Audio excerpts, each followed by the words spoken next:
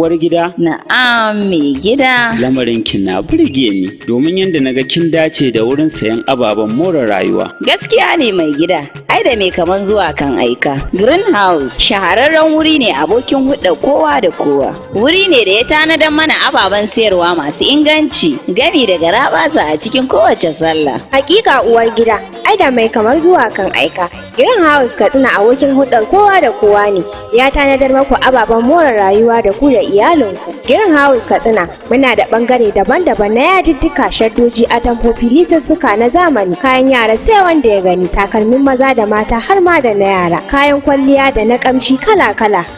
Greenhouse Katsina tumbin giwa, muna da kekunan ɗinki da na saƙa tare da kayan saƙa har ma da na ɗinkin duk a Greenhouse. Kayan Islamic chemist irin su Hulba, Habbatu Sauda, Zaitun tare da makamantansa a cikin farashi mai sauki. Greenhouse muna nan kusa da babban masallacin Juma'a daura da tsohuwar Information Katsina. Mu siyo mu sayar maku a bagas shine fatan mu. Greenhouse abokin da kowa da kowa. Sai kun zo.